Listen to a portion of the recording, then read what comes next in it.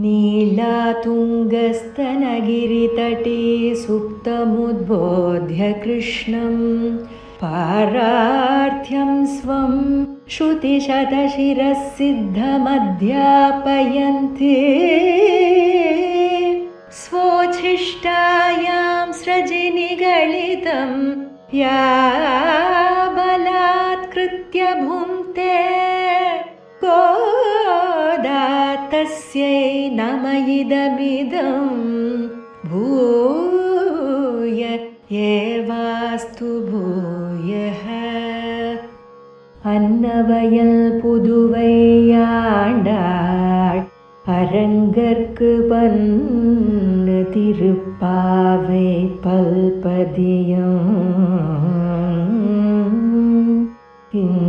இன்னிசையால் பாடிக் கொடுத்தாள் நற்பாமாலை பூமாலை சூடிக் கொடுத்தாளை சொல்லு சூடிக் கொடுத்த சுடற்கொடிய தொல்பாவை பாடி அருளவல்ல பல்வளையாய்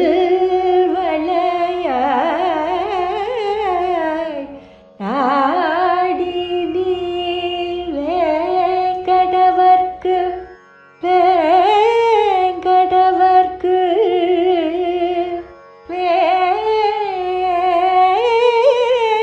வேங்கடவர்க்கு என்னை விதி என்ற மாற்றம் நாம் கடவா வண்ணமே நல்கு.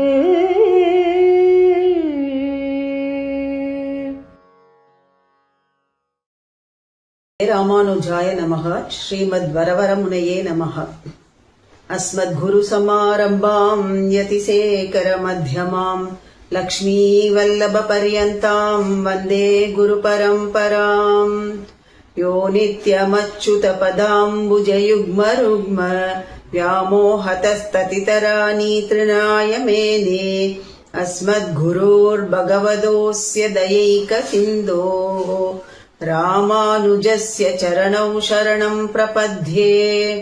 அஞ்சுகுடிக்கொரு சந்ததியாய் ஆழ்வார்கள் தஞ்செயலை விஞ்சி நிற்கும் தன்மையளாய் பிஞ்சாய் பழுத்தாளை ஆண்டாளை பத்தியுடன் நாளும் வழுத்தாய் மனமே மகிழ்ந்து.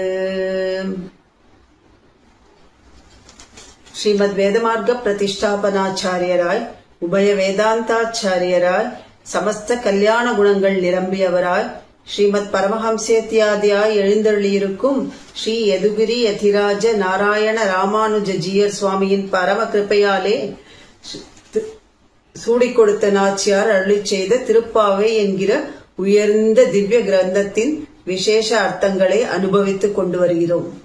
அந்த கிரமத்திலே பொருளல்லாத அடியேனும் சத்தை பெறும்படி இன்றைய தினம் அன்றி உலகம் அளந்தாய் அடிபோற்றி என்கின்ற 24வது பாசுரத்தின் அர்த்த விசேஷங்களை பாசுரத்தை அனுசந்தித்து அனுபவிக்க தொடங்கலாம். ஜீயர் சுவாமிகளின் திருவடி தாமரைகளில் அடியேனுடைய கிருதஜ்ஞதையும் பிரணாமங்களையும் தெரிவித்துக் கொள்கிறேன். அன்றி உலகமளந்தாய் அடிபோற்றி சென்றங்கு தென்னிலங்கை செற்றாய் திரள் போற்றி பொன்ற சகடமுதைத்தாய் புகழ் போற்றி கன்று குனிலாய் எரிந்தாய் கழல் போற்றி குன்று குடையாய் எடுத்தாய் குணம் போற்றி வென்று பகைகெடுக்கும் நின் கையில் வேல் போற்றி என்றென்றும் சேவகமே ஏற்றிப் பறை கொள்வான் இன்றியாம் வந்தோம் இரங்கேலோரெம்பாவாய். ஸ்ரீபதியான பகவான் ஸ்ரீமன் நாராயணன். அவனை அடைந்து அவனுடைய உகப்புக்காக தொண்டு புரிவதே இந்த ஜீவாத்மாவின் உண்மையான ஸ்வரூபம். இப்படிப்பட்ட உயர்ந்த அர்த்த விசேஷங்களையும் பிராபிய பிராபகங்களையும் பகவத் பாகவத பிரபாவங்களையும் வேதாந்த அர்த்தங்களையும் சாஸ்திர சம்பிரதாய அர்த்தங்களையும் ஒன்று விடாமல் ஆண்டாள் அருளிச் செய்திருக்கிறாள் இந்த திருப்பாவையிலே. மங்களாசாசனத்தில் மற்றுள்ள ஆழ்வார்கள் தங்கள் ஆர்வத்தளவுதான் அன்னிக்கே பொங்கும் பரிவாலே வில்லிபுத்தூர் பட்டர்பிரான் பெற்றான் பெரியாழ்வார் என்னும் பெயர். இப்படி மங்களாசாசனத்திலேயே ஊன்றி இருந்தவர் பெரியாழ்வார். அவருடைய திருமகளாய் ஆண்டாள் ஒரு திருவாடிப்பூர நன்னாளிலே அவதரித்தாள். சிறு வயதிலிருந்தே எம்பெருமானின் கதைகளை கேட்டு கேட்டு கண்ணன் மேல் ஒரு ஆசை பிறந்து எப்படியாவது அவனை அடைந்து விட வேண்டும் என்று துடிக்கிறாள், பாரித்தாள். அந்த காலத்திலே பிருந்தாவனத்திலே அந்த ஆயர் சிறுமியர்கள் எப்படி நோன்பு நோற்று கண்ணனை அடைந்தார்களோ அதே போன்று தானும் தான் பிறந்த ஸ்ரீவில்லிபுத்தூரையே திருவாய்ப்பாடியாகவும் அங்கிருக்கும் வடபெரும் கோயிலுடையானை கண்ணன் எம்பெருமானாகவும் தன்னொத்த தோழிகளை கோபிகைகளாகவும் பாவித்துக் கொண்டு தானும் நோன்பு நூற்கத் தொடங்குகிறாள். இது ஒரு பாவனையா அப்படின்னு கேட்டா, இடைமுடியும் இடை நடையும் இடை பேச்சும் முடை நாற்றமும் ஆயிற்று அவளுடைய திருமேனி. இப்படி பக்தி முதிர்ந்து அந்த நிலையிலே அவளுடைய திருவாக்கிலிருந்து வந்ததுதான் திருப்பாவை ஆகிற இந்த திவ்ய கிரந்தம். முதல் பாசுரத்திலே மார்கழி திங்கள் என்று தொடங்கி காலத்தை கொண்டாடி நாராயணனே நமக்கே பறை தருவான் என்று அறுதியிட்டு சொல்லி வையத்து வாழ்வீர்கள் பாசுரத்தாலே நோன்புக்கு செய்ய வேண்டியவை என்ன, தவிர்க்க வேண்டியவை என்ன என்று விவேகித்து ஓங்கி உலகளந்த பாசுரத்தாலே இந்த நோன்புக்கு அனுமதி தந்தவர்களுக்கு நீங்காத செல்வம் நிறையும் என்று சொல்லி ஆழிமழை கண்ணா பாசுரத்திலே பர்ஜன்ய தேவதையை மழை பெய்ய வேண்டும் என்று நியமித்து மாயனை மண்ணு பாசுரத்திலே அந்த எம்பெருமானை வாயினால் பாடி மனசினால் சிந்திக்க நம்முடைய பாபங்கள் அனைத்தும் தீயிலிட்ட பஞ்சு போல் உருமாய்ந்து போய்விடும் என்று அருளி செய்கிறார். அதற்கும் மேலே 10 பாசுரங்களாலே மற்ற கோபிகைகளை எழுப்பிக் கொண்டு 21வது பாசுரம் வரை எழுப்ப வேண்டியவர்களை முறை தப்பாமல் எழுப்பி நப்பிள்ளை பிராட்டியின் திருவடியை பற்றி கண்ணன் எம்பெருமானை பற்றுகிறாள். கண்ணன் எம்பெருமானிடத்தே முதலில் செங்கண் சிறுச்சிறிதே எம்மேல் விழியாவோ என்று திருக்கண்கள் நோக்கு எம்பெருமானுடைய திருக்கண்கள் நோக்கு தங்கள் மேல் விழ வேண்டும் என்று பிரார்த்தித்து 4 அடி நடந்து வந்து சீரிய சிங்காசனத்திலிருந்து யாம் வந்த காரியம் ஆராய்ந்து என்று பிரார்த்திக்கிறார்கள். யாம் வந்த காரியம் ஆராய்ந்து அருள வேண்டும் என்று பிரார்த்திக்கிறார்கள். கீழேயே கீழ்வானம் என்ற பாசுரத்திலே சென்று நாம் சேவித்தால் ஆராய்ந்து அருள்வன் என்று ஆராய்ந்து அருள்வன் என்று சொல்லி அந்த பிரகாரத்திற்கு சேர யாம் வந்த காரியம் ஆராய்ந்து அருள வேண்டும் என்று பிரார்த்திக்கிறாள். பாரத சொன்னதை அடியவர்கள் சொன்னதை அப்படியே செய்பவன் கண்ணன். பாரத போரிலே அன்று அர்ஜுனன் கண்ணனை பார்த்து சேனையோருபயோர் மத்தியே ரதம் ஸ்தாபயமேச்சுத, 2 சேனைகளுக்கு நடுவே தேரை கொண்டு போய் நிறுத்து என்று அர்ஜுனன் கட்டளையிட கண்ணன் அப்படியே செய்தாராம். கண்ணனுடைய சௌலபியம் ரொம்ப பிரசித்தம், அவனுடைய பவ்யத்தை அதைவிட பிரசித்தம். இடைச்சிகள் என்ன சொன்னாலும் கேட்பவன். ஒரு இடைச்சி அருந்த தாம்பாலே எம்பெருமானை கட்டுப்பட்டிருந்தானாம் அந்த கண்ணன். இதை ஸ்ரீ விஷ்ணு புராணத்திலே மிக அழகான ஒரு ஸ்லோகத்தாலே எடுத்து காட்டுகிறார்கள் நம்முடைய பூர்வாச்சாரியர்கள். தாம்னா சைவ உதரே பத்வா பிரத்யபத்னாத் உலூகலே யதி சக்னோஷி கச்சத்வம் அதி சஞ்சல சேஷ்டிதா இத்யுக்த்வா தனிஜம் கர்ம சாச்சகார குடும்பினீம். தாம்னா சைவ உதரே பத்வா, அந்த இடைச்சி என்ன பண்ணினாலாம், ஒரு தாம்பு கயிறு எடுத்தாலாம். அது சின்ன கயிறு, அது போறல இன்னும் நிறைய கயிறு எல்லாம் எடுத்து கட்டி கண்ணனை நன்னா வயிற்றோட சேர்த்து கட்டிட்டாலாம். உதரே பத்வா அந்த நன்னா உதரத்துல வயிற்றுல கட்டிட்டு பிரத்யபத்னாத் உலூகலே, உலூகலேன்னா உரல், அதோட ஒரு நுனி கண்ணனோட வயிற்றுல இன்னொரு நுனி எடுத்து அந்த மர உரல்ல கட்டுறாளாம். கட்டிட்டு அதுக்கு மேல என்ன சொல்றானா, யதி சக்னோஷி கச்ச, இதுவரை உனக்கு சாமர்த்தியம் இருந்தால் நீ போலாம் அப்படின்னு சொல்றாளாம். இதுவரைக்கும் கண்ணன் என்ன பண்ணிட்டு இருந்தானா, அதிசஞ்சல சேஷ்டிதா, அவன் பண்ற குறும்பு தாங்க முடியலையாம். என்ன பண்ணிட்டு இருந்தானா அப்படின்னு கேட்டா, என்னை குடத்தை உருட்டி இளம் பிள்ளை கிள்ளி எழுப்பி கண்ணை புரட்டி விழித்து அப்படின்னு குடத்துல வச்சிருக்கிற எண்ணெய அப்படியே உருட்டி விட்டானா. இளம் பிள்ளை கிள்ளி எழுப்பி, தொட்டில நன்னா ஒரு குழந்தை தூங்கிட்டு இருக்கு, அந்த குழந்தைய எழுப்பி விட்டுட்டு நல்லா கிள்ளி விடுறானா. கிள்ளி விட்டதும் போறாம கண்ணை புரட்டி விழித்து, கிள்ளினோடனே அந்த குழந்தை பயந்து அழறது, கண்ணை வேற புரட்டி விழிக்கிறானா. அப்படி அவன் பண்ணின தீம்புகளுக்கு அளவே இல்லை.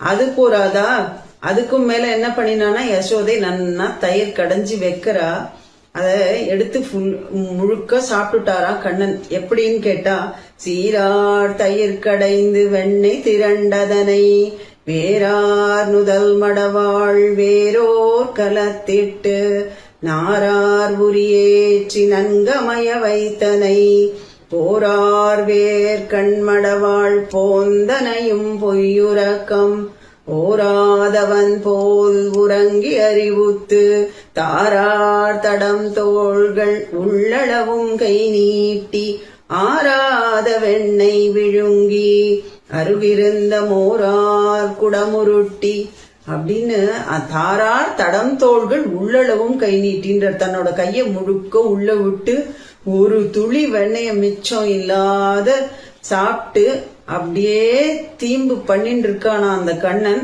அதனால யசோதை என்ன பண்ணா, உன்னை என்ன பண்றேன் பாரு அப்படின்னு உரல்ல கட்டினாராம்.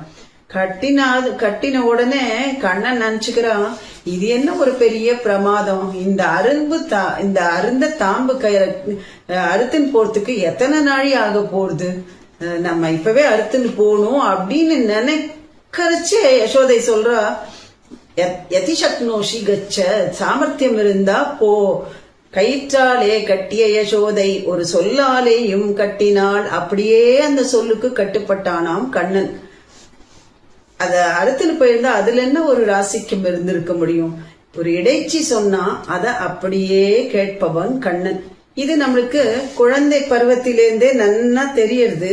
அப்படி இருக்கச்சு இப்போ இத்தனை கோபிகளுக்கு வந்து நீ எழுந்திருக்க வேண்டும், எங்களுக்காக 4 அடி நடக்க வேண்டும் அப்படின்னு சொன்னா அத அப்படியே கேட்பவன் அல்லவா கண்ணன். உடனே எழுந்து ஒரு 4 அடி நடக்க ஆரம்பிச்சா உடனே இவ மங்களாசாசனம் பண்ண ஆரம்பிச்சுட்டா.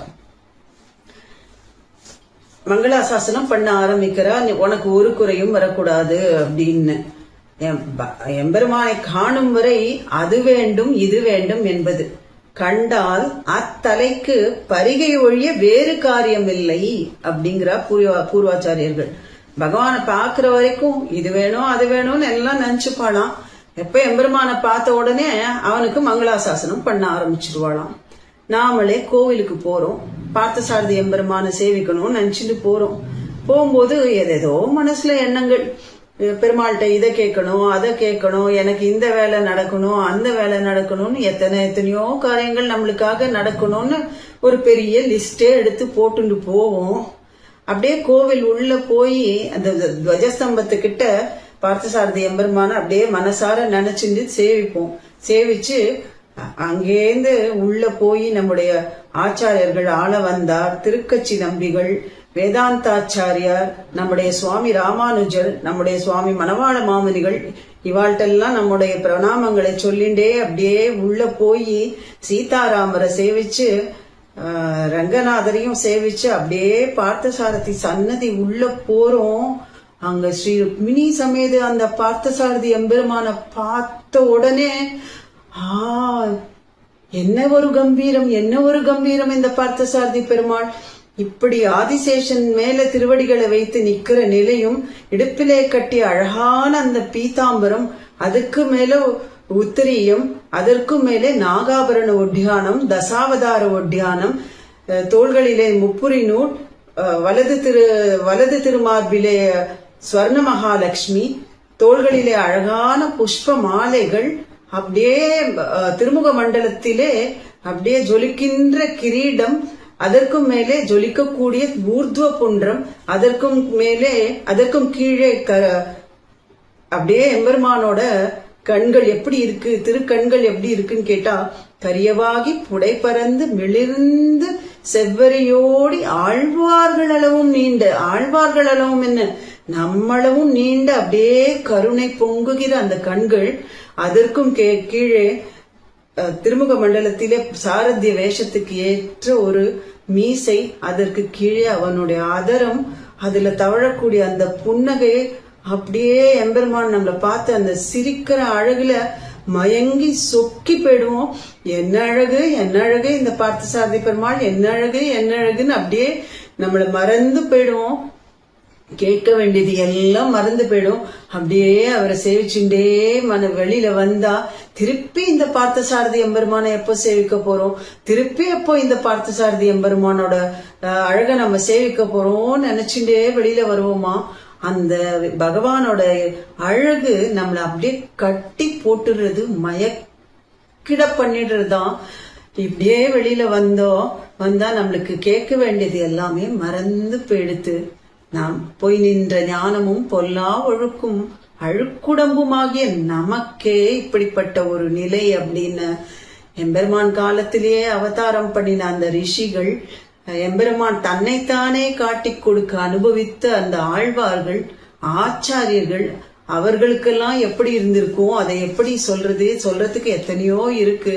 தண்டகாரண்யவாசிகளான ரிஷிகள் என்ன பண்ணினான்னா, ராட்சசர்கள் ரொம்ப கொடுமைப்படுத்துறா, அவளை ரொம்ப பரிபவப்படுத்துறா, ரொம்ப அவமானப்படுறா. இத ராமபிரான்ட்ட எப்படியாவது சொல்லணும்னு நினைச்சுட்டே இருக்கா. எப்ப ராமபிரான் காட்டுக்கு எழுந்தருளி ராமபிரானை இவர்கள் பார்த்தாரோ இல்லையோ, மங்களானி பிரயுஜ்ஞானாகா, மங்களம் உண்டாகட்டும் என்று அவனுக்கு மங்களாசாசனம் பண்ண தொடங்கி விட்டார்களாம் அந்த ரிஷிகள். அதே போன்று இந்த கோபிகளும் அவன் தன்னுடைய பரம சுகுமாரமான திருவடிகளை வைத்து 4 அடி நடக்க, இந்த மெல்லடிகளை கொண்டு நடக்க சொன்னோமே, எப்படிப்பட்ட திருவடி இவனுடையது, வடிவினையில்லா மலர்மகள் மற்ற நிலமகள் பிடிக்கும் மெல்லடி. இந்த திருவடி பத்தி நினைச்சு பாக்குறாவா, எப்பேற்பட்ட மென்மையான திருவடி. அதுக்கு முதல்ல பிராட்டி அனுபவிக்கணும். அந்த பிராட்டியோட திருவடிகள் எப்படிப்பட்டதுன்னு கேட்டா, இந்த மகரந்த தூள்கள் பட்டாலே கன்னி போய் அப்படியே செவந்து போயிடுமா, அப்படி மென்மையான திருவடிகள். அதற்கும் மேல பிராட்டியோட திருமேனி எப்படிப்பட்டதுன்னு கேட்டா, பிராட்டியோட தோழிமார்கள் இப்படி உத்து பாப்பாளாம். அப்படி சற்று உற்று பார்த்த அந்த க்ஷணத்திலேயே பிராட்டியோட திருமேனியில எந்த இடத்த பார்த்தார்களோ அந்த இடம் கண்ணி போயிடுமா. அப்போ எப்படி மென்மையானவள் அந்த பிராட்டி. அந்த பிராட்டி தன்னுடைய திருக்கைகளால எம்பெருமான் கைய அப்படி பிடிக்கரிச்சு எம்பெருமான் திருவடிகள், எம்பெருமானுடைய திருவடிகளை பிடிச்சு விடுவாளாம்.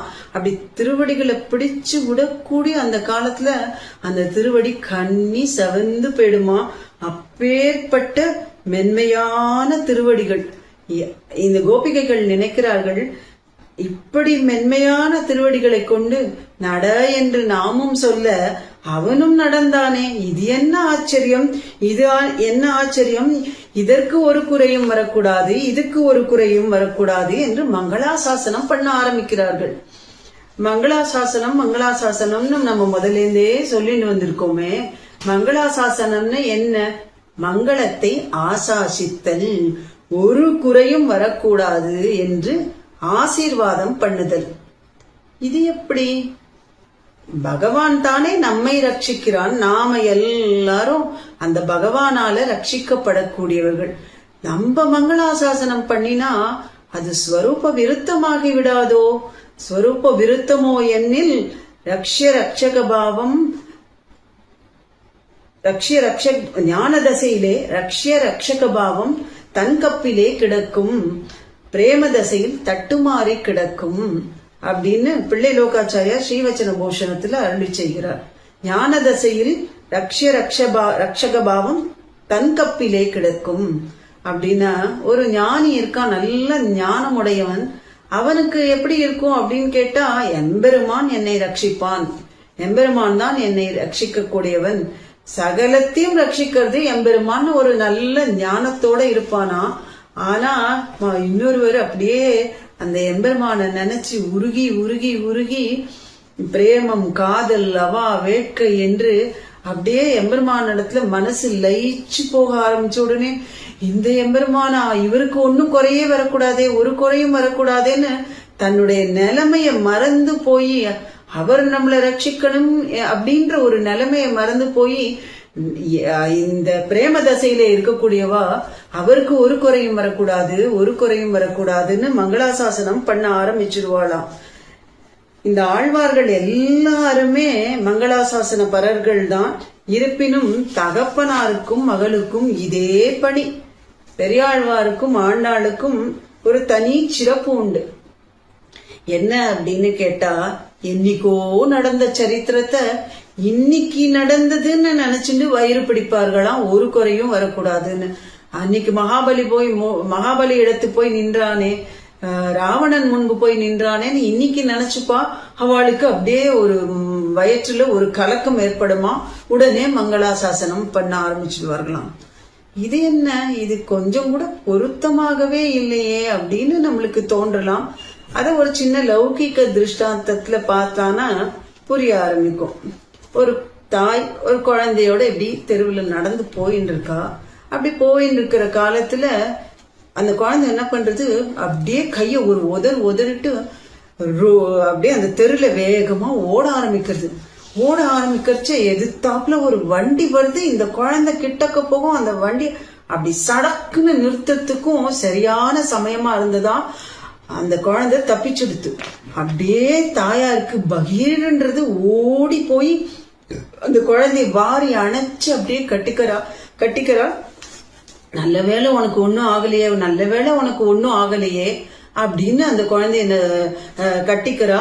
அப்போ அந்த குழந்தை பெருசா எடுத்து காலம் ஓடுறது, அந்த குழந்தையும் பெரிய குழந்தையா எடுத்து அது பையனாகி அந்த பையனுக்கே ஒரு 2 குழந்தை பிறந்தாச்சு, அவ்வளோ பெரியவனா ஆயிட்டானாம்.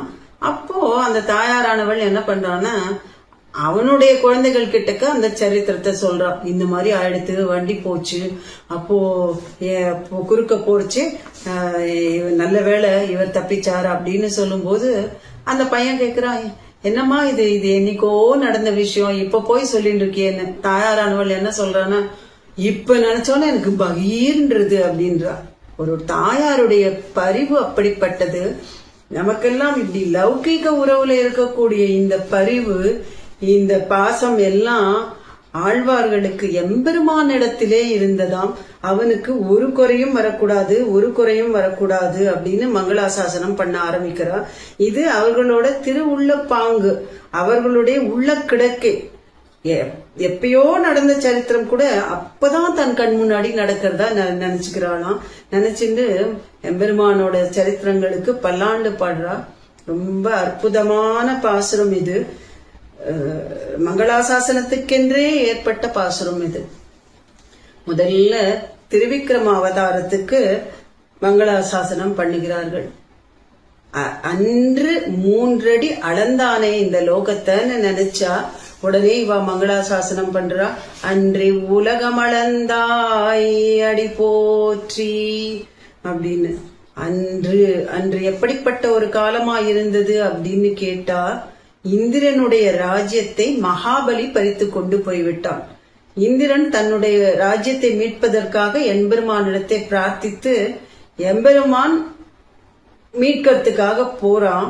அப்போ மகாபலி இடத்துல ஒரு சின்ன உருவம் எடுத்துட்டு போய் தானம் கேட்கிறான். மகாபலி தாரை வார்த்து கொடுக்கிறான். அந்த 3 அடி, ஒரு குரலாய் 2 நிலம் 3 அடி மண் வேண்டி அப்படி 3 அடி கொடுப்பா அப்படின்னு பிரார்த்திச்ச உடனே மகாபலி கையில தீர்த்தத்தை தாரவாத்து கொடுக்கிறார். தீர்த்தம் கையில விழுந்ததோ இல்லையோ, எம்பெருமான் ஓங்கி உலகளந்த உத்தமனா அப்படியே தன்னுடைய திருமேனிய பெருசா வளர்த்துண்டு திருவிக்ரமாவதாரம் எடுக்கிறார். இப்படி வளர்ந்ததே இவருடைய திருவடிகள்னு நினைச்சு அதுக்கு ஒரு குறையும் வரக்கூடாதுன்னு இவ பல்லாண்டு பாட ஆரம்பிக்கிறா. இதை எப்படி பார்க்கணும்னு நினைச்சா, அன்று அப்படின்னு சொன்னா ஒரு பயமா இவர்களுக்கு, இவ்வுலகம்னு சொன்னா ஒரு பயமா இந்த கோபிகைகளுக்கு, அளந்தாய் அப்படின்னு சொன்னா ஒரு பயமா. அன்று எப்பேற்பட்ட காலமாக இருந்தது. இந்திரனே பயந்து அடங்கி ஒடுங்கி இருந்த அப்படி ஒரு காலம். அந்த காலத்துல அவன் எம்பெருமான போய் நீ போய் கேட்க வேண்டும் மகாபலி இடத்திலே என்னுடைய ராஜ்யத்தைன்னு பிரார்த்திக்கிறான். எம்பெருமான் தன்னுடைய பராக்கிரமத்தை காமிச்சுட்டு போற மாதிரியா இருந்தது அந்த காலம். அப்படி இல்லையே, தன்னோட உருவத்தை சின்னதா ஆக்கிண்டு இந்த லோகமே எம்பெருமானுக்கு அதீனப்பட்டது. இந்த லோகத்துல இருக்கக்கூடிய எல்லா வஸ்துக்களும் எம்பெருமான இடத்துல ஆட்பட்ட வஸ்துக்கள் தான். அப்படி இருக்கும்போது ஏதோ ஒரு யாச்சகன மாதிரி தன்னை ஆக்கிண்டு ஒரு சின்ன உருவம் எடுத்துட்டு போறாரே, இவருக்கு ஏதாவது ஆபத்து வந்துட்டுன்னா என்ன பண்றது? இந்த சின்ன உருவத்துல போற இந்த எம்பெருமானுக்கு ஆபத்து வந்துடுமே நினைச்சார்கள் இவர்கள். உடனே அன்று அப்படின்னு பாடுறார். இவ்வுலகம், இந்த லோகம் எப்பேற்பட்டதா இருக்கு அப்படின்னு கேட்டா ரொம்ப கொடிய லோகமா இருக்கு. பாபிஷ்டர்கள் நிரம்பி இருக்கா. ராவணன், ஹிரண்யகசிபு இந்த மாதிரி இருக்கிறவாள்லாம் இந்த லோகத்துல நிறைய பேர் இருக்காளாம். இப்பேற்பட்ட லோகத்துல போய் எம்பெருமான் தன்னுடைய திருவடியை வச்சானே, திருவடியை வச்சது மட்டும் இல்ல, அந்த அவதார காலத்துல எல்லா தலைமையிலையும் தன்னுடைய திருவடியை வைக்கிறாராம். எம்பெருமான் இப்படி தன்னுடைய திருவடியை வைக்கிறாரே, இந்த லோகத்துல போய் வைக்கிறாரே, இந்த லோகத்துல போய் வைக்கிறாரேன்னு இந்த கோபிகைகள் வயிறு பிடிக்கிறார்கள். அதுக்கும் மேல இந்த லோகம் எப்படி இருக்குன்னு கேட்டா காடும் மோடுமா இருக்கு அப்படின்றா நம்முடைய ஆச்சாரியர்கள்.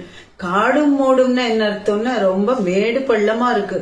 எப்படின்னு கேட்டா இந்த லோகம் அளக்கரிச்சு எம்பெருமான் என்ன பண்ணான்னா தன்னோட உருவத்தை அப்படி பிரம்மாண்டமா ஆக்கிண்டார் இல்லையா திருமேனிய. அப்போ அவருடைய திருமேனிகள் அவ்வளோ பெரியதா இருந்ததாம். இங்க இருக்கக்கூடிய மலைகள் எல்லாமே சின்ன சின்ன கல்லு மாதிரிதான் இருந்ததாம். அப்போ இந்த இத்தனை மலைகளும் எம்பெருமானோட திருவடியில குத்தி இருக்குமே, அவருக்கு எவ்வளவு நோவுப்பட்டிருக்கும், எவ்வளோ வலி ஏற்பட்டிருக்கும் நினைச்சார்கள். இவ்வுலகம் அப்படின்னு பாடுற இந்த இவ்வுலகம், அதுக்கும் மேலே அளந்தாய், இந்த லோகத்தை அளந்தாயேப்பா, இந்த லோகத்தை அளந்தாயேப்பா அப்படின்ற. அளக்கிறதுன்னா என்ன? ஒரு காலம் இப்படி ஒரு திருவடி எப்படி வைக்கணும், அதுக்கு மேல இன்னொரு திருவடி வைக்கணும், அதுக்கு மேல இன்னொரு திருவடி, ஒரு திருவடிக்கு முன்பாக இன்னொரு திருவடி வச்சுட்டே அப்படிதானே அளக்கிறதுன்னு ஒரு வழக்கம். ஆனா எம்பெருமான் அப்படியா அளந்தான்? இந்த லோகம் பூரா ஒரு திருவடியை வச்சான். அந்த இன்னொரு திருவடிய மேல தூக்கினர். அந்த ஒரு திருவடி கீழே இருக்கும் போது எல்லா பலுவையும் அந்த ஒரு திருவடி தான் சுமக்கிறது. அதுக்கும் மேல அந்த திருவடி இன்னொரு திருவடி எப்படி எங்க போச்சுன்னு கேட்டா மேல போயிடுது ஆகாசத்துக்கு. கடல் தளம் ஒன்றே நிலமுழுதாயிற்று, ஒரு கடல் போய் நிழல் தர எல்லா விசும்பும் நிறைந்தது. ஆழ்வார்க்கு ரசமா கேக்குற, என்னோ இங்கு அளக்கின்னதே, என்னப்பா நீ அளக்கிறது, இப்படியா அளக்கிறது, நீ கதையன்னோ அளக்கின்றாய் அப்படின்றாராம். இப்படி அளக்கிறேன்னு சொல்லிட்டு இந்த மாதிரி லோகத்துல ஃபுல்லா வியாபிச்சு அளந்தா இன்னொரு திருவடி மேல எடுத்து இப்படியா நீ அளக்கிறது, இது ஒரு கதையன்னோ அப்படின்னு ஆழ்வார் ரசமா கேக்குறார். இத நினைச்சா இந்த கோபிகைகள், நீ இப்படி போய் அளந்தாயேன்னு யாராவது சண்டைக்கு வந்துட்டா என்ன பண்றதுன்னு ஒரு பயம் வந்துட்டான். உடனே அளந்தாய் அப்படின்னு அந்த அளந்ததுக்கு ஒரு பல்லாண்டு பாடுகிறார்கள்.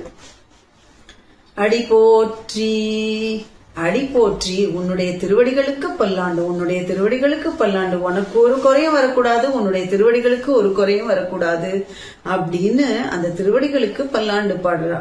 நியாயமா பார்த்தா இந்திரன் தானே மங்களாசாசனம் பண்ணிருக்கணும். ஆனா இந்திரன் என்ன பண்ணானா, தன்னோட ராஜ்யம் கிடைச்சது அப்படின்னு உடனே கிளம்பி போயிட்டானா. மகாபலி ராஜ்யம் இழந்து போனான், சுக்கிரன் கண்ணை இழந்து போனான், நமுச்சி வானிலே சுழற்றி எறியப்பட்டான், ஆக இப்ப மங்களாசாசனம் யார் பண்ணுவா எம்பெருமானுக்கு? யாருமே பண்ணலையே அப்படின்னு ஒரு குறையா இந்த கோபிகைகளுக்கு. அந்த குறை தீர்றதுக்காக அவர்கள் இப்போ அன்றி உலகமளந்தாய் அடி போற்றி அப்படின்னு அந்த திருவடிகளுக்கு ஒரு மங்களாசாசனம் பண்ணினார்கள். சற்று யோசித்து பார்க்க வேண்டும். இப்படி எம்பெருமான் லோகம் அளந்த காலத்துல யாருமே அவருக்கு மங்களாசாசனம் பண்ணலன்னு இல்லையா? புராணத்துல சொல்லப்பட்டிருக்கு. ஜாம்பவான்னு ஒரு மகாராஜா இருந்தார் இல்லையா? அவர் எம்பெருமான் இந்த 3 லோகத்தையும் அளந்தப்போ, எம்பெருமான் 3 லோகத்தையும் அளந்தப்போ அவர் ஜெயபேரிக்கை கொட்டினாராம். ஜிதம் பகவத ஜெய ஜகத், ஜிதம் பகவதா, ஜிதம் பகவத, அளந்தான் அளந்தான் அளந்தான்னு அப்படியே ஜெயபேரிக்கை கொட்டிண்டு ஜெய விஜயி பவா, ஜெய விஜயி பவா, ஜெய விஜயி பவான்னு அந்த எம்பெருமான அப்படியே பிரதட்சணம் பண்ணினாராம். என்ன பாக்கியம் அவருக்கு! இந்த எம்பெருமான் லோகத்தை வியாபிச்சுன்னு நிக்க, அப்படி நிக்கக்கூடிய எம்பெருமான இந்த ஜாம்பவான் மகாராஜா பிரதட்சணம் பண்ணினார். அப்பேற்பட்ட பாக்யவான் அவர் ஒரு மங்களாசாசனம் பண்ணினார். ஆழ்வார்களும் திசை வாழியல ஆழ்வார்களும் மங்களாசாசனம் பண்ணுகிறார்கள். திசை வாழியழ அப்படின்னு சொல்லி, திசைகள் எங்கும் வாழி வாழி வாழி வாழின்னு சொல்லி ஆழ்வார்களும் ஒரு மங்களாசாசனம் பண்ணி இருக்கிறார்கள் இந்த திருவிக்கிரமாவதாரத்துக்கு. இப்போ அடுத்தது சரித்திரத்தை நினைச்சு பார்க்கணும். இந்த திருவிக்கிரமாவதாரம் பரவாயில்ல அப்படின்னு தோணிடுமா? என்ன, இந்த திருவிக்கிரமாவதாரத்துல பகவான் எங்கேயுமே நடந்து போகலையே. பகவான் இந்த இடத்துல 3 அடி அளந்தான். அளந்த உடனே அந்த மகாபலியும் எப்படிப்பட்டவனா இருந்தான்? சாத்விகனா இருந்தான். எம்பெருமான் தன்னுடைய ஆச்சாரியன் சுக்கராச்சாரியர் கொடுக்காதுன்னு அவனை தடுக்கிறார் மகாபலிய. அப்படியும் அந்த மகாபலி அவருக்கு அந்த தாரை வாத்து கொடுக்கிறார் அந்த 3 அடிய. அப்போ கொஞ்சம் சாத்விகமா இருந்தது. எம்பெருமான் கேட்க அவனும் கொடுத்தான். எம்பெருமான் தன்னுடைய அவதாரத்தை முடித்துக் கொண்டான். லோகத்தை அளந்து தன்னுடைய அவதாரத்தை முடித்துக் கொண்டான். ஆனா அதுக்கும் மேல அடுத்தது சரித்திரத்தை நினைச்சு பார்க்கணும். ராமாவதாரம் சென்றங்கு தென்னிலங்கை செற்றாய் திரள் போற்றி. ராமாவதாரத்துல எப்படி இருந்ததுன்னு எல்லாம் சென்று அங்கு தென்னிலங்கை செற்றாய் அப்படின்ற. ராமாவதாரத்துல ஆபத்து அதிகமா, அதனாலதான் செற்றாய் திரள் போற்றி அப்படின்னு பாடுற. இந்த ராமாவதாரத்துல சென்று முதல்ல ராமபிரான் எவ்வளவு தூரம் சென்றார். அயோத்தியால இருந்து ஸ்ருங்கி பேரபுரத்திலிருந்து சித்திரக்கூடம், சித்திரக்கூடத்திலிருந்து தண்டகாரண்யம், தண்டகாரண்யத்திலிருந்து ரிஷ்யமுக பர்வத்தம், ரிஷ்யமுக பர்வத்தத்திலேருந்து கடற்கரை வெளி, அந்த திறந்த வெளி, அதற்கு மேலே கடல், அந்த கடல்ல போய் ஒரு அணை கட்டி லங்கா துவாரம் வரைக்கும் எம்பெருமான் நடந்து நடந்து நடந்து போறாராம். அப்போ தசரத சக்கரவர்த்தி அழறாராம். இப்படி இந்த ராமர் காட்டுக்கு நடந்து போறபடி பண்ணிட்டேனே, அந்த திருவடிகளுக்கு எவ்வளவு கஷ்டமா இருந்திருக்கும்னு நினைச்சு தசரதர் ரொம்ப அழறார், புலம்புறார். கொடிய கைகேயி வரம் வேண்ட மலக்கிய மாமனத்தனாய் மன்னவனும் மராதொழிய குலக்குமரா காடுரையப்போ என்று சொல்லி விடை கொடுப்ப, இன்னெடுத்த தாயரையும் இராச்சியமும் மாங்கொழிந்து மைவாய களிரொழிந்து மாவொழிந்து தேரொழிந்து அங்கங்கள் அழகுமாறி கலன் அணியாதே அப்படின்னு, கலன் அணியாதே அங்கங்கள் அழகுமாறி அப்படின்னு, இப்படி நீ வனத்துக்கு போன்னு நான் சொன்னேனே, ஒரு தேரையோ ஒரு குதிரையோ ஒரு யானையோ எடுத்துட்டு போக கூடாதா? நீ இப்படி காலால நடந்து போனையே அப்படின்னு எவ்வாறு நடந்தனை எம்மி ராமாவோ, எப்படிப்பா நடந்த அப்படின்னு அவர் தசரத சக்கரவர்த்தி அழறாராம். இந்த கோபிகைகளும் அந்த திருவடிகளுக்கு பல்லாண்டு பாடுறார். சென்று, அதுக்கும் மேலே அங்குன்னு எங்க போனார் இந்த ராமபிரான் அப்படின்னு கேட்டா, ராவணனோட இடத்துக்கே போனாராம். எப்படி புலிய அதோட குகை உள்ளேயே போய் சந்திக்கிற மாதிரி இந்த ராவணன் இருக்கக்கூடிய இடத்துக்கு சென்று அந்த எதிரியை சந்தித்தாராம். நம்மளோட இடத்துல இருந்தா நம்மளுக்கு எப்பவும் ஒரு சௌக்கியமா இருக்கும், ஒரு நன்னா இருக்கும். அப்படி இல்லாம ஒரு எதிரியோட இடத்துக்கு போறதுன்னா அது இன்னும் எவ்வளவு பயமா இருக்கும். அதனால அதுக்கு பல்லாண்டு பாடினார்கள். அங்கு மேல தென்னிலங்கை. இந்த லங்கா நகரம் எப்படிப்பட்டது அப்படின்னு கேட்டா, காடு அரண், நீரரண்,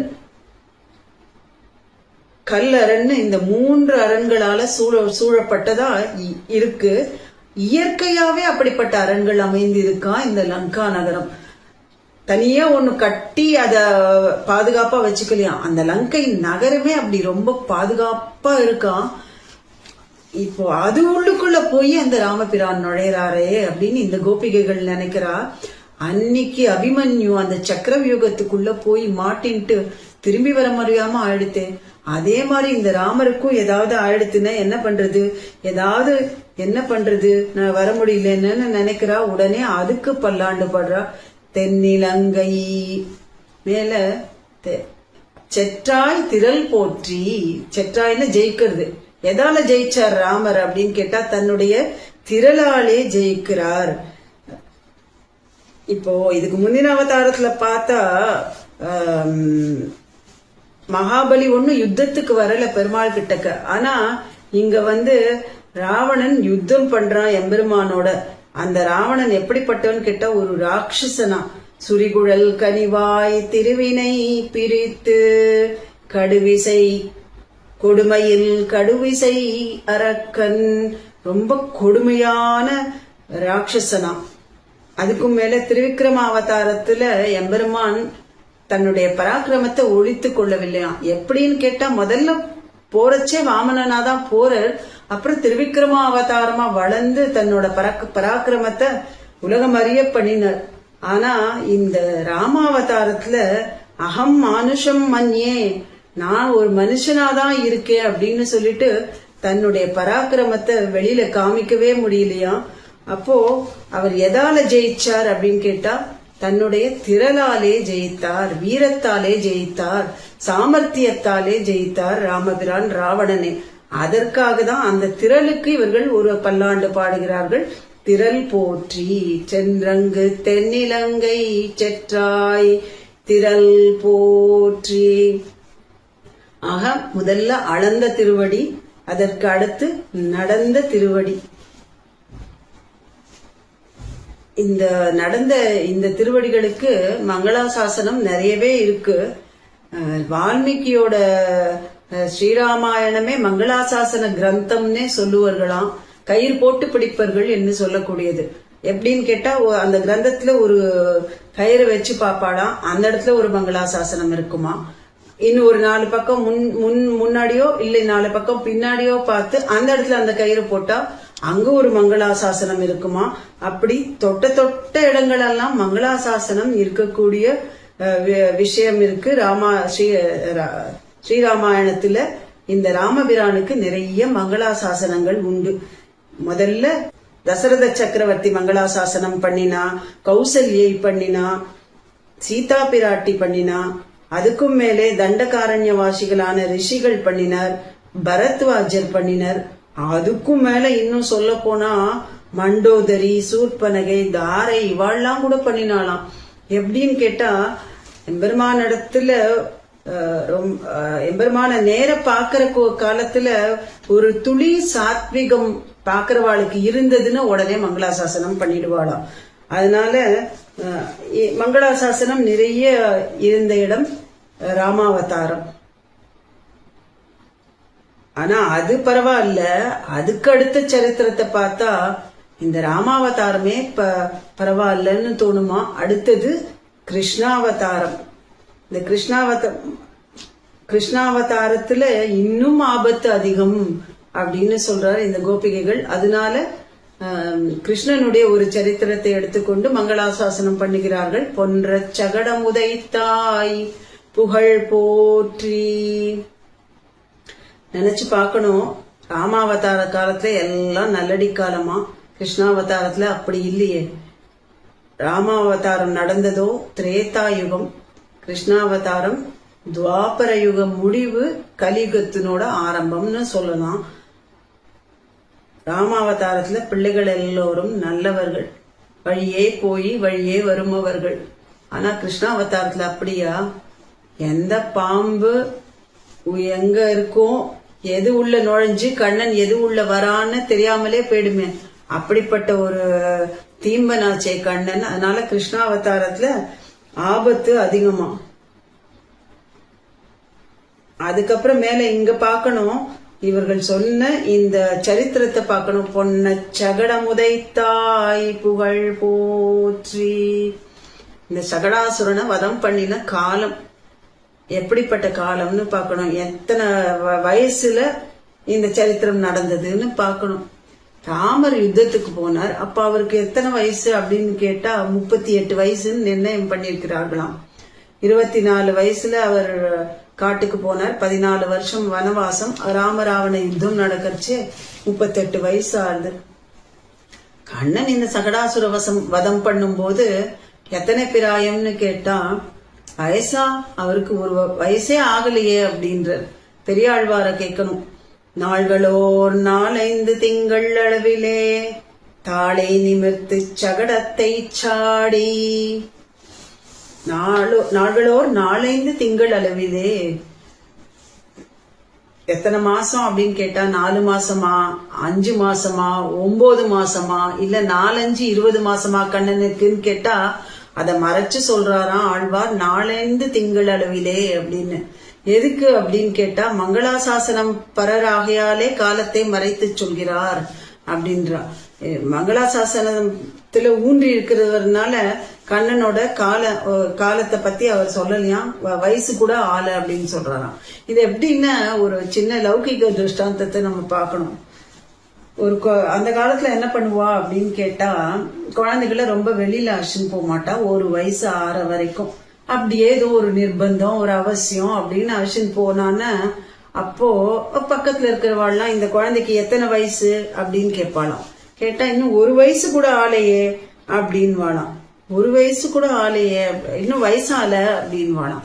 வயசால அப்படின்னு கேட்ட சொன்னா இது என்னது 3 மாசமா 5 மாசமா இந்த குழந்தைக்கு அப்படின்னு தெரியாதான்.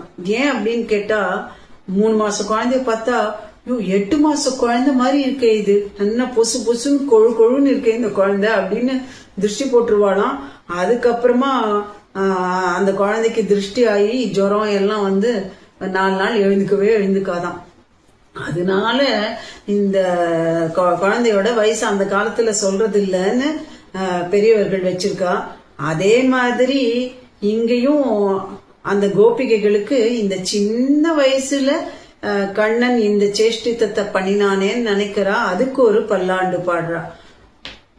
அதுக்கப்புறம் ராமாவதாரத்துல நினைச்சு பார்த்தோன்னா அங்க வந்து யுத்தத்துக்கு நேரே வந்தான் ராவணன், எதிரி நேரே வந்தான். ஆனா இங்க அப்படியா அப்படின்னு கேட்டா, இந்த கிருஷ்ணாவதாரத்துல எல்லா அரக்கர்களும் எப்படி வரான்னு கேட்டா ஒளிஞ்சுன்னு வரானா. தாய் வடிவில ஒரு அரக்கி, சகடாசுரன் வடிவிலே ஒரு அரக்கன், கன்றோட வடிவிலே, பக்ஷியோட வடிவிலே, குதிரையோட வடிவிலே, இப்படி எழும் பூண்டெல்லாம் அசுர பூண்டாயிருக்கிறது அப்படின்னு சொல்லுவா நம்ம வியாக்கியாதார்கள். அப்படின்னா எந்த இடத்துல இருந்து எந்த ஆபத்து வரும்னு தெரியாதே. அதை நினைச்ச உடனே இவர்கள் அதுக்கு மங்களாசாசனம் பண்ணுகிறார்கள். பொன்னச்சகட முதைத்தாள் புகழ் போற்றின்னு. என்ன பண்ணினாலாம் யசோதை, குழந்தைய கண்ணனை ஒரு தூளில கட்டி ஒரு சகடத்து அடியில விட்டாளாம். சகடம்னா வண்டி, ஒரு நல்ல அழகான தூளி கட்டுறா, அங்க விடுறா. அப்ப என்ன நினைச்சுக்கிறா, இது ஒரு பாதுகாப்பான இடம்னு நினைச்சுட்டு தானே விடுறா. பாதுகாப்பு இல்லைன்னு தெரிஞ்சா அந்த இடத்துல போய் விடுவாளா? அப்படி ஒரு நல்ல இடம் தேர்ந்தெடுத்து விட்டுருக்கோம் அப்படின்னு அவன் நினைச்சிட்டு இருக்கா. ஆனா என்ன அநியாயம் பாருங்கோ, அந்த சகடத்து உள்ள ஒரு அசுரன் ஆவேசிச்சிருக்கான். எப்படி நம்மளுக்கு கேட்டாலே பகீர்ன்றது அந்த மாதிரி ஒரு அசுரன் அதுல ஆவேசம் பண்ணிருக்கான். ஆனா கண்ணனுக்கு இது தெரிஞ்சுடுத்தான். கண்ணனுக்கு இது தெரிஞ்சுடுத்தான். தெரிஞ்ச உடனே ஒரு 2 விஷயம் பண்ணணும்னு தீர்மானிச்சாராம் கண்ணன். என்னன்னா, எப்படியாவது இந்த அசுரனை வதம் பண்ணணும். இன்னொன்னு ஒரு விஷயத்த பரீட்சை பண்ணி பார்க்கணும்னு நினைக்கிறாராம். பரீட்சை பண்ணணுமா அப்படின்னா எம்பெருமான் என்ன நினைக்கிறான்னு, எல்லாரும் தன் கிட்டக்க வந்து சரணம் சரணம்னு, எம்பெருமானே உன் திருவடிகளே சரணம், எம்பெருமானே உன் திருவடிகளே சரணம்னு திருவடிகள் கிட்ட சரணம் சரணம்னு சொல்லிட்டு இருக்கா. எம்பெருமானுடைய திருவடிகள் தான் சரணம் சொல்றா. ஆச்சாரியர்கள் என்ன பண்றான்னு, பிராட்டியும் அவனும் விடினும் விடாது தின்கழலாய் இருக்கும் திருவடிகள் அப்படின்னு அருளி செய்யறா. அப்போ எம்பெருமான் நினைச்சுட்டானா, எல்லாருக்கும் இந்த திருவடிகள் காப்பாத்துறது அதெல்லாம் இருக்கட்டும், முதல்ல நம்மோட திருவடிகள் நம்மளையே காப்பாத்துறதான்னு பரீட்சை பண்ணி பார்க்கலான்னு நினைச்சாராம். அதனால என்ன பண்ணார், குழந்தைகள்லாம் என்ன பண்ணும், பாலு கழச்சு இப்படி காலை உதச்சுட்டு தானே அழுவும். அது மாதிரி கண்ணன் நம்பிரானும் என்ன பண்றாருன்னா, அப்படி பாலு கழற குழந்தை மாதிரி இப்படி காலை உதைக்கிற. தளர்ந்தும் முறிந்தும் சகடவசுரர் உடல் வேறாக பிளந்து வீய திருக்கால் ஆண்ட பெருமானே. திருக்கால் ஆண்ட பெருமானே அப்படின்ற, திருக்கால் ஆண்ட பெருமானே அப்படின்னா என்ன அர்த்தம்னு கேட்டா, இப்ப நம்ம ஒரு பொருளை ஆள்றது இல்ல ஒரு வீட்டை ஆள்றது அப்படின்னு சொன்னோன்னா அதை உபயோகப்படுத்துறதுன்னு அர்த்தம்.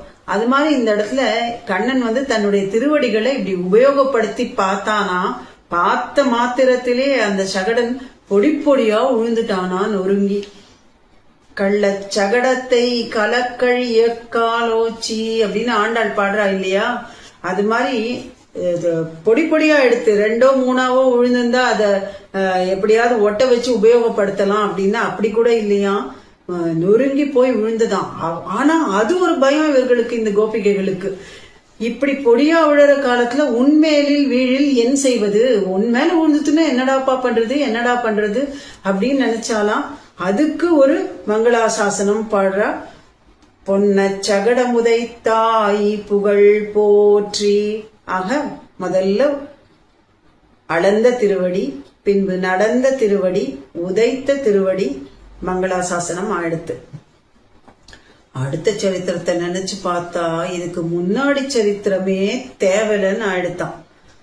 என்ன, இதுக்கு முந்தின சரித்திரத்துல வந்தது ஒரு அசுரன், இப்ப வந்தது 2 அசுரனா, கபித்தாசுரன், வத்சாசுரன். கண்ணனுக்கு கண்ணுக்குட்டின்னு ரொம்ப பிடிக்குமா, அதனால எப்பவும் ஆசையா அதை கழுத்தோட எடுத்து கொஞ்சி அணைச்சு வச்சுப்பானா. இந்த வத்சாசுரன் என்ன பண்ணா, ஒரு கண்ணுக்குட்டி ரூபத்துல வந்து ஆவேசம் பண்ணிட்டான். அப்போ இந்த கண்ணன் வந்து தன்னை கட்டி அணைச்சுக்கிற காலத்துல அப்படியே அவரை கழுத்தை நெரிச்சு வதம் பண்ணிடணும்னு ஒரு பாரிப்பான், இப்படி ஒரு பாரிப்போம். அடுத்தது கபித்தாசுரன், அவன் என்ன பண்ணான், கண்ணன் ரொம்ப விரும்பி சாப்பிடுறது விளாம்பழம் இல்லையா, அந்த விளாம்பழத்துல போய் அசுரன் ஆவேசம் பண்ணிருக்கான். அப்போ அந்த அசுரன் என்ன நினைச்சானா, கண்ணன் இதை நம்மள சாப்பிடுவான், சாப்பிடுற காலத்துல நம்ம வந்து வயத்தை கிழிச்சுட்டு வெளியில வந்துடணும் அப்படின்னு அந்த அசுரனோட பாரிப்பு. இப்போ 2 பேர் ஒரே சமயத்துல வந்தா இந்த கோபிகைகளுக்கு இன்னும் பயம் ஜாஸ்தியாடுது. உடனே அவர்கள் இதுக்கு கன்று குணிலா எரிந்தாய் கழல் போற்றி அப்படின்னு அதுக்கு பல்லாண்டு பாடுறா. இதுக்கு முந்தின சரித்திரத்துல பொன்னச்சகடம் உதைச்ச உடனே நந்தகோபர் ஓடி வராராம், கோமியம் எல்லாம் கண்ணன் மேல தெளிச்சு ஒரு பரிகாரம் பண்றாராம். அது அப்படின்னு புராணத்துல சொல்லியிருக்கு. சோ அந்த மாதிரி ஒரு பரிகாரம் பண்ணினாரே அப்படின்னு நினைச்சு சற்று ஆறி இருக்கலாம் அந்த இடத்துல. ஆனா இந்த இடத்துல இப்போ வந்திருக்கிற அசுரனை நினைச்சா பயம் 2 மடங்கா இருக்கு இவாளுக்கு. பார்த்தா கண்ணன் தெரிஞ்சுடுத்து அவனுக்கு வந்தது அசுரர்கள் அப்படின்னு. எப்படி தெரிஞ்சது அப்படின்னு கேட்டா, அது அந்த கண்ணுக்குட்டியெல்லாம் இருக்கு பாக்குறதுலயே ஒண்ணு கொஞ்சம் ரொம்பவே ஜாஸ்தி பண்ணிட்டு கொழுன்னு இருக்கிறத விட இன்னும் கொஞ்சம் பெருசாவும் அளவுலயும் அப்படியெல்லாம் இருந்தா பார்த்தாலே தெரிஞ்சுட்டு இது ஏதோ வித்தியாசமா இருக்கே, இது உள்ள ஒரு அசுரன் தான் இருக்கு அப்படின்னு கண்ணனுக்கு தெரிஞ்சுட்டான். இந்த பக்கம் விளாம்பழத்தை பார்த்தா அந்த மரத்து மேல பார்த்தா எல்லா பழங்களும் ஒரே அளவா இருக்க, இது மட்டும் நல்லா பெருசா தான் இருக்கேன்னு காமிச்சுக்கணுமே, அந்த காமிச்சுக்கிற மாதிரி அவ்வளோ பெருசா அந்த விளாம்பழம் இருந்துதான். கண்ணன் பார்த்தார் 2 பேரையும் ஒரே சமயத்துல வதம் பண்றது அப்படின்னு. எப்படி அப்படின்னு கேட்டா, இந்த இடையர்கள்லாம் என்ன பண்ணுவா, கையில குணில்னு ஒரு கருவி வச்சுருப்பான். அந்த கருவி எப்படிப்பட்டது அப்படின்னு கேட்டா, அது ஒரு சின்ன கருவி. அதை எப்படி உபயோகப்படுத்தணும்னு கேட்டா, இங்க கீழேந்து அந்த மரத்து மேல எரிஞ்சா அங்க இருக்கக்கூடிய பழங்கள்லாம் கீழே விழும், அதை அப்படியே எடுத்துப்பா. சோ கண்ணன் பார்த்தா இந்த கண்ணுக்குட்டியவே நம்ம குணில் மாதிரி உபயோகப்படுத்தி இதாலேயே அந்த விளாம்பழத்தை அடிக்க வேண்டியது அப்படின்னு நினைச்சுட்டாராம். அந்த கண்ணுக்குட்டிய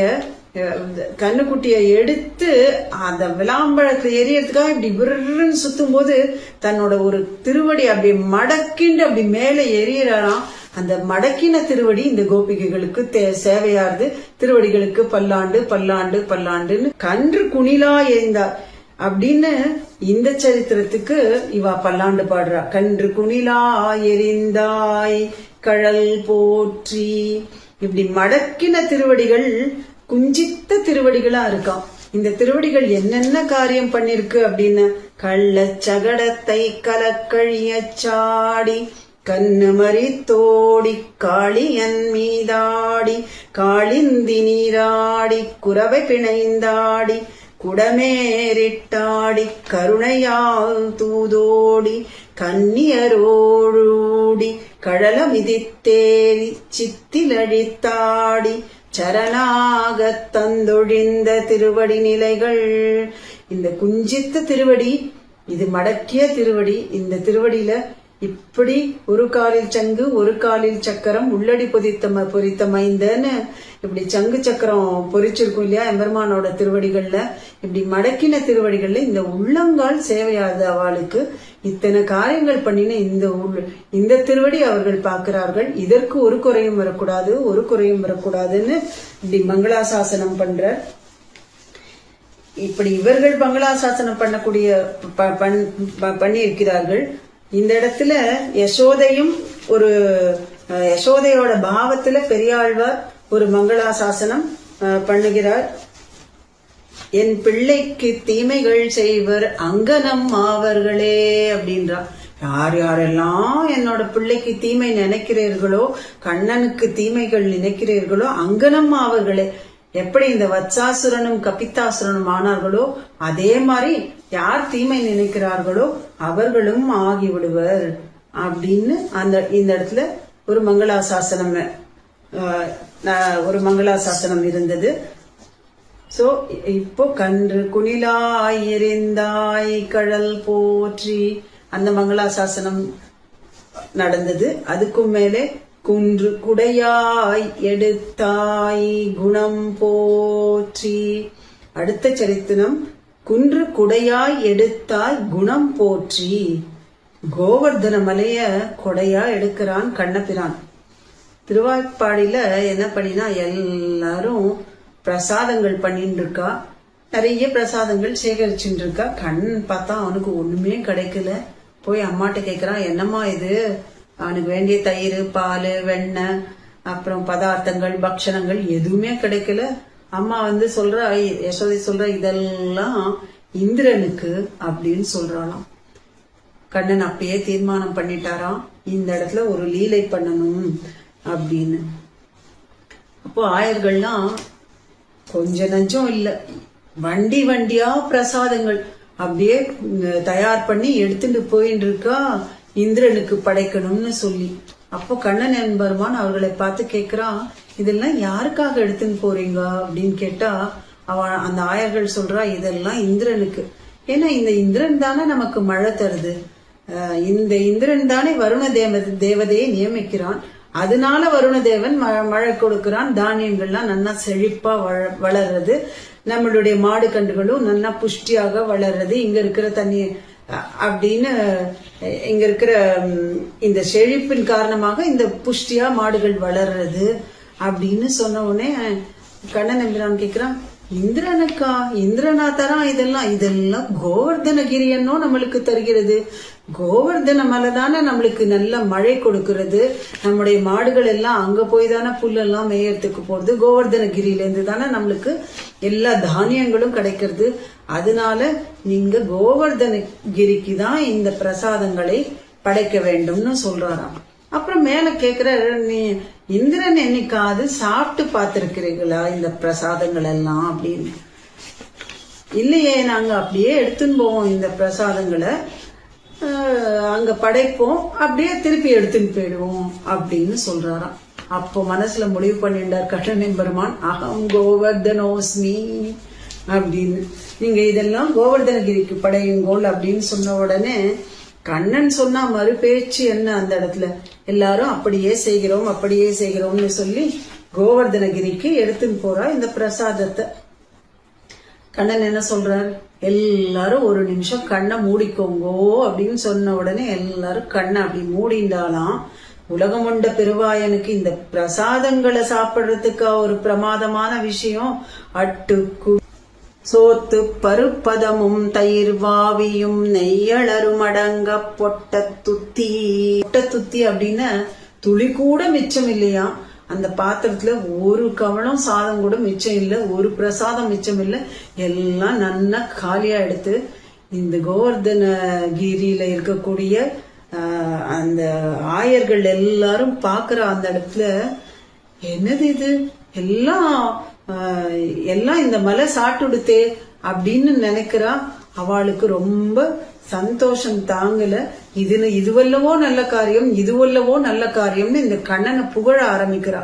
அப்படி புகழ ஆரம்பிச்ச உடனே இந்திரனுக்கு ரொம்ப கோபமா, தன்னோட பிரசாதத்தை எடுத்துட்டா இந்த ஆயர்கள் வேற இந்த கண்ணனை புகழ்றான்னு நினைச்ச உடனே இந்திரனுக்கு கோபம் வந்தது. கல்மாரி பொழிய ஆரம்பித்தான். இந்திரனுக்கு கண்ணன் மேல ஏதாவது கோபம்னு கண்ணனை தானே எதிரிட்டு வந்திருக்கணும். அதை விட்டுட்டு கண்ணனுக்கு ரொம்ப பிரியமான இந்த ஆயர்கள் மேல மழை பொழிய ஆரம்பிச்சுட்டான். தீங்கு வர மாதிரி. இந்த கண்ணனுக்கு ரொம்ப நெருக்கமா இருக்கக்கூடியது பசு, கண்ணுக்குட்டி, அதெல்லாம் எப்பவும் தன்கிட்டக்கே வச்சுருப்பான் இல்லையா. இந்த பசு, கன்று இதுகளுக்கெல்லாம் தீங்கு வர மாதிரியும் பண்றாரு, பண்ண ஆரம்பிச்சுட்டானே அப்படின்னு நினைச்சுட்டு என்ன பண்றார், கோவர்தன மலையை எடுத்து கொடையா பிடிக்கிறார். திருமங்கை ஆழ்வார் என்ன சாதிக்கிறார் அப்படின்னு கேட்டா, கல்லெடுத்து கல்மாரி காத்தான் அப்படின்னு. இந்த மலையும் ஒரு கல்லுதான். சோ இந்த மலையை எடுத்து மழையை காத்தாராம். இந்த இடத்துல பட்டர் ரசமான ஒரு வியாக்கியானம் பண்றார். ஒரு ரொம்ப அழகான ஒரு விஷயம் சொல்றார். கல்மாரியாகையாலே கல்லை எடுத்து காத்தது, நீர்மாரியாகில் கடலை எடுக்கும் கான். இந்திரன் கல்மாரி பொழியறதுனால இந்த கோவர்தனகிரிய கொடையா பிடிச்சு எம்பெருமான் காப்பாத்தினா, இதுவே ஒரு நீர்மாரி, நீரால மழை பொழிஞ்சிருந்தா கடலை எடுத்து காக்கும் கான் அப்படின்னு சொன்னாராம். கடலைனா கடலை எடுத்துன்னு சமுத்திரத்தையே எடுத்து காப்பாத்திருப்பார் அப்படின்னு சொன்னாராம். இத கூட அங்க இருந்தவர்ல ஒருத்தர் கேட்டாராம், என்ன சுவாமி சொல்றதுதான் சொல்றீர், கொஞ்சமாவது பொருத்தமா சொல்லலாம். ஏதோ மலை இருக்கு, அதை எடுத்து கொடையா பிடிச்சா அப்படின்னா அது கொஞ்சமாவது பொருத்தமா இருக்கு. ஆனா எப்படி சமுத்திரத்தை எடுத்து ஒரு கொடையா பிடிக்க முடியுமான்னு அப்படின்னு கேட்ட உடனே பட்டர் கேக்குறாராம், சுவாமி இந்த காரியத்தை உம்மால பண்ண முடியுமா அப்படின்னு கேக்குறாராம். அதுக்கு அவர் சொல்றாராம், என்னாலலாம் அதெல்லாம் பண்ண முடியாது அப்படின்றாராம். பின்ன உம்மால பண்ண முடியாத ஒரு காரியத்தை கண்ணன் பண்ணினான் இல்லையா, அப்போ எப்போ கண்ணனால இந்த காரியத்தை பண்ண முடியறதோ அப்போ கடலையே எடுத்து குடையாகவும் அவரால் பிடிக்க முடியும். நமக்கெல்லாம் தான் ஒரு பரிகரத்தை கொண்டு இன்னொரு வேலை பண்ணணும் அப்படின்னு, ஒரு சாமான் இருந்தாதான் அதை வச்சு இன்னொரு வேலை பண்ண முடியும்னு. எம்பெருமானுக்கு அப்படி இல்லையே. என்ன ஒரு திருட விசுவாசம் நம்முடைய ஆச்சாரியர்களுக்கு அந்த கண்ணன் எம்பெருமானிடத்துல எப்படியும் நம்மை ரட்சித்தே தீருவன் அப்படின்ற ஒரு திருட விசுவாசம் நம்முடைய ஆச்சாரியர்களுக்கு இருந்தது எம்பெருமானிடத்தில். குன்று குடையாய் எடுத்தாய் குணம் போற்றி. குணம் போற்றி இந்த இடத்துல குணத்தை கொண்டாடுகிறார்கள் இந்த கோபிகைகள். அப்படி என்ன குணம் இந்த இடத்துலன்னு கேட்டா, கண்ணனை பண்ணியிருந்தா கூட கண்ணனுக்கு கவலை இல்லையா, ஏதாவது தீங்கு பண்ணியிருந்தா. ஆனா தன்னோட அடியவர்களை துன்பம் பண்ணினா அவ்வளோ கோபம் வருமா கண்ணனுக்கு. உண்டு இல்லைன்னு அந்த இடத்துல வதம் பண்ணிருக்கணுமா இந்திரனை. ஆனா கண்ணன் அப்படி பண்ணலையே. ஏன் பண்ணலன்னு கேட்டா, இந்திரனும் எனக்கு ஒரு அடியவன் தானே, அவனுக்கு எவ்வளோ கை சலிக்கிற வரைக்கும் மழை பெஞ்சு ஓயட்டும் அப்படின்னு விட்டுட்டாரே தவிர இந்திரனை வதம் பண்ணலையே. இது எப்பேற்பட்ட திருக்கல்யாண குணம், இது எப்பேற்பட்ட திருக்கல்யாண குணம்னு அந்த குணத்தை கொண்டாடினார்கள் இந்த ஆயர்கள். குன்று குடையாய் எடுத்தாய் குணம் போற்றி. அதுக்கும் மேலே வென்று பகை கெடுக்கும் நின் கையில் வேல் போற்றி. கண்ணனுக்கு வேல் உண்டா அப்படின்னு சில பேருக்கு சந்தேகம் வரும். தசரத சக்கரவர்த்தி வில் பிடித்தார் அதனால ஸ்ரீ ராமபிரானும் வில்ல பிடிச்சிட்டு இருந்தார். இங்க கூர்வேல் கொடுந்தொழிலன் நந்தகோபன் குமரன் அப்படின்னு ஒரு வேல் வச்சுட்டு இருந்தார் நந்தகோபர். அது மாதிரி கண்ணன் இடத்துலயும் வேல் உண்டாம். இந்த வேல் அப்படின்ற சொல்ற இடத்துல ஒரு விஷயத்த நம்ம தெரிஞ்சுக்கணும். எம்பெருமான் எந்த அவதாரம் பண்ணினாலும் அந்த அவதாரத்துல சுதர்சன ஆழ்வாரோட ஒரு அந்த அவதாரத்துல உபயோகப்படுத்தக்கூடிய ஆயுதத்துல சுதர்சன ஆழ்வாரோட அம்சம் இருக்குமா. அது மாதிரிதான் இந்த இடத்துலயும் நாம் கொள்ள வேண்டும். அப்போ நரசிம்ம அவதாரத்துல ஹிரண்ய கஷிப்புவ நகத்தால வள்ளுகிறால் கீண்டு அப்படின்றாரு இல்லையா. அப்போ அந்த நகத்துல சுதர்சன சக்கரத்தாழ்வாரோடைய ஒரு அம்சம் இருந்தது. ஆழிப்படை தடக்கையன் அப்படின்ற சுதர்சன ஆழ்வாரோட அம்சம் எந்த இடத்துல இருந்ததுன்னா நரசிம்ம அவதாரத்துல அந்த உகிர்ல அந்த நகத்துல இருந்ததான் எம்பெருமானுக்கு. அதே மாதிரி மிக்க பெரும்புகழ் மாவலி வேள்வியில் தக்கது இதன்னு தானம் தக்கது இது அன்னு என்று தானம் விளக்கிய சுக்கிரன் கண்ணை துரும்பால் கிளறிய அப்படின்னு சொன்னா உடனே என்ன சொல்றாருன்னா சக்கர கையன் அப்படின்ற.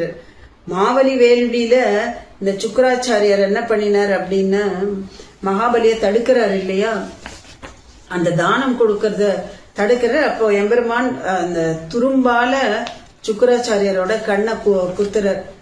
அப்ப அந்த துரும்புல சுதர்சன ஆழ்வாரோடைய ஒரு அம்சம் இருந்ததாம்.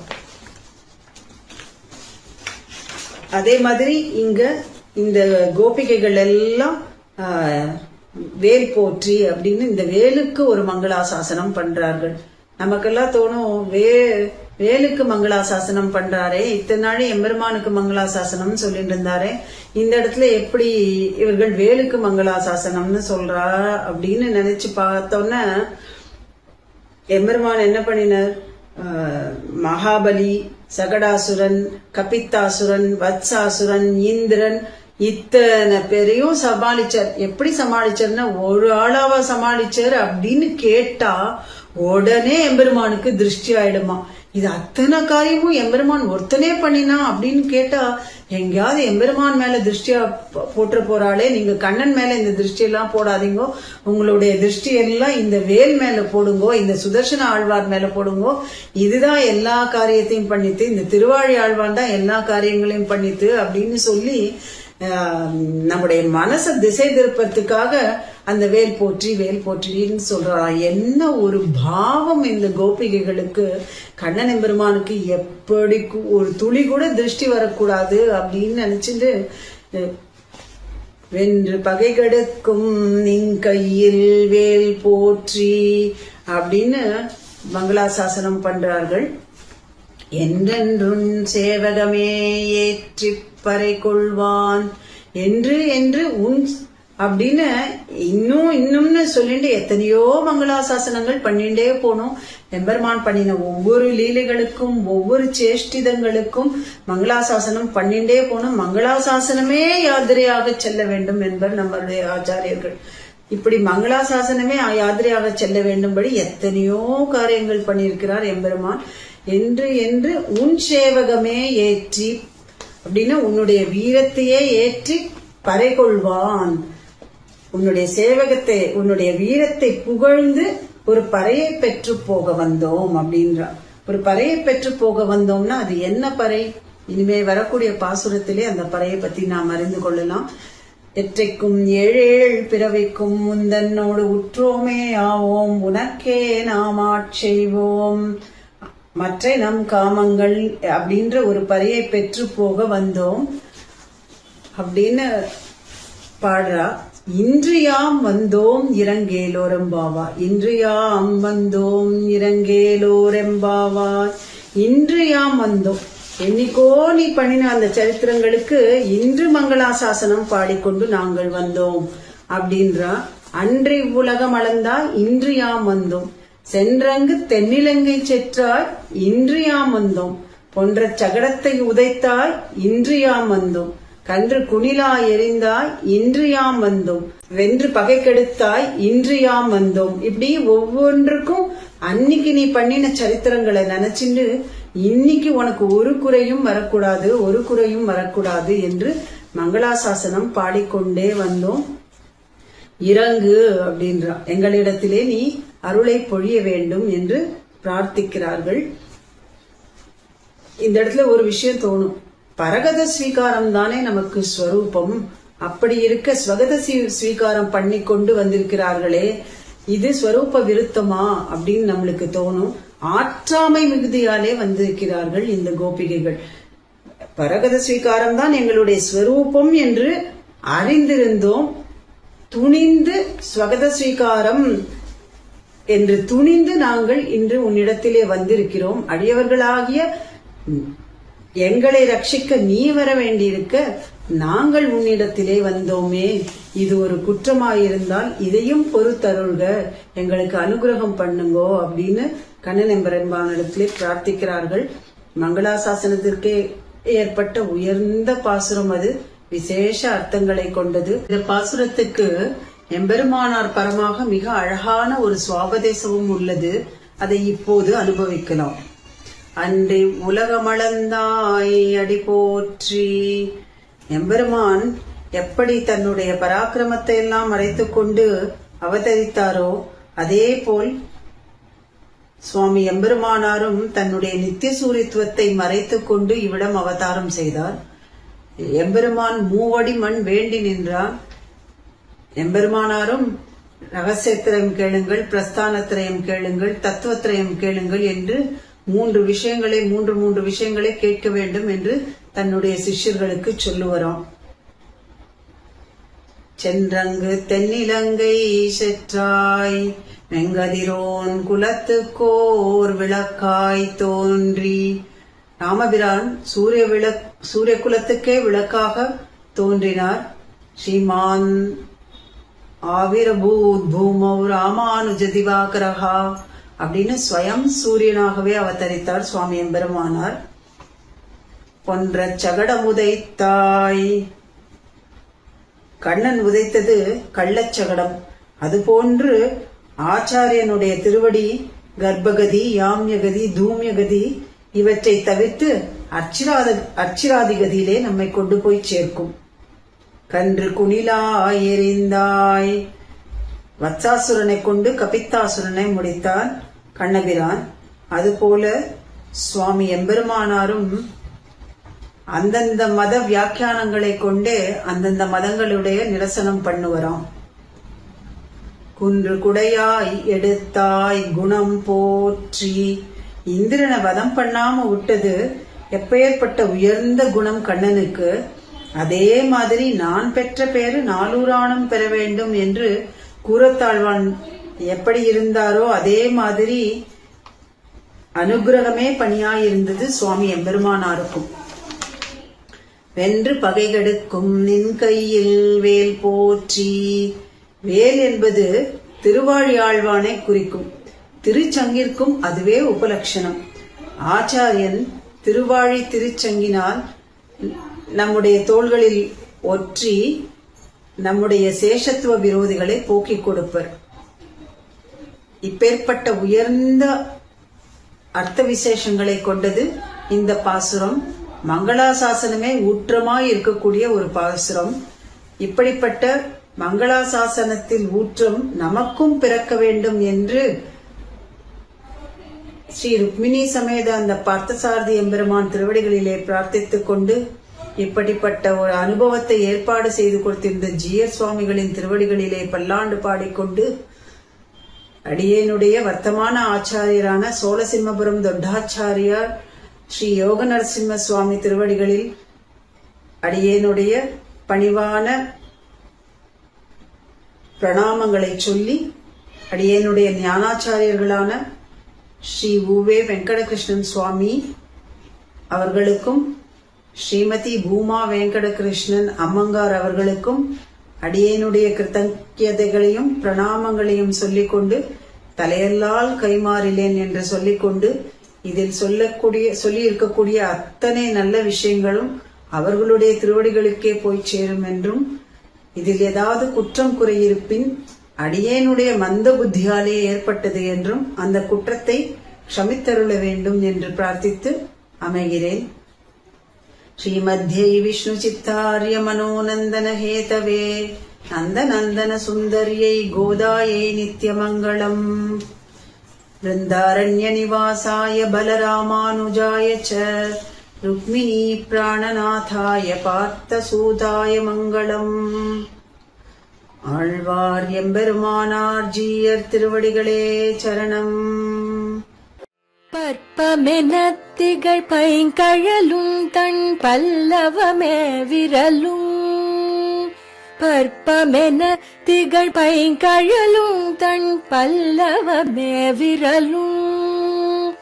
பாவனமாகிய பைந்துவராடை பதிந்த மருங்கழகும்.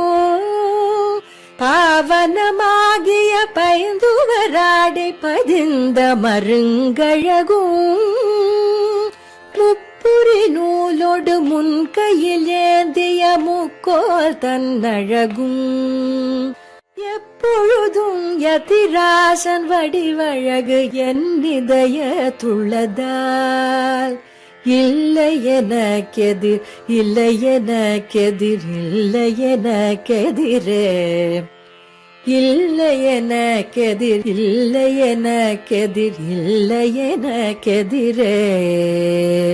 இல்லை எனக்கெதிரே இல்லை எனக்கெதிரே இல்லை எனக்கெதிரே.